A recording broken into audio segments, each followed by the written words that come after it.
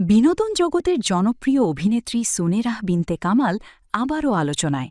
তবে এবার তার কাজ নয়, বরং সামাজিক মাধ্যমে ভুয়া তথ্য ও অপপ্রচারের বিরুদ্ধে অবস্থান নিয়ে। নাটক ও চলচ্চিত্র দুই মাধ্যমেই ব্যস্ত সময় পার করা এই অভিনেত্রী সামাজিক মাধ্যমেও বেশ সক্রিয়। তবে সেই প্ল্যাটফর্মেই তাকে প্রায়ই পড়তে হয় ভুল তথ্য ও অযাচাইকৃত সমালোচনার মুখে। সম্প্রতি নিজের ভেরিফাইড ফেসবুক পেজে দেওয়া এক পোস্টে এ বিষয়ে সরব হয়েছেন সুনেরা। তিনি অভিযোগ করেন, সামাজিক মাধ্যমে কিছু লেখক না জেনে, না বুঝে এবং যাচাই বাছাই ছাড়াই বিভিন্ন বিষয় নিয়ে নেতিবাচক মন্তব্য করছেন।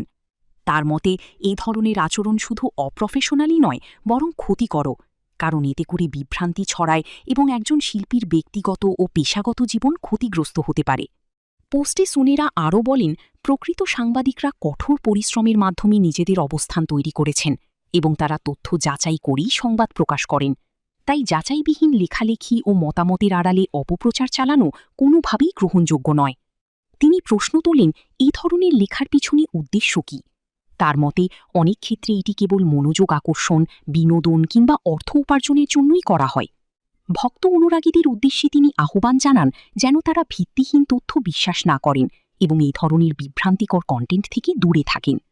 সব মিলিয়ে সামাজিক মাধ্যমে দায়িত্বশীল আচরণ ও তথ্য যাচাইয়ের গুরুত্ব তুলে ধরতেই এই অবস্থান নিয়েছেন অভিনেত্রী সুনেরাহ বিনতে কামাল। তার এই বার্তা শুধু বিনোদন জগৎ নয়, বরং পুরো ডিজিটাল সমাজের জন্যই একটি গুরুত্বপূর্ণ সতর্কবার্তা হিসেবে দেখা হচ্ছে।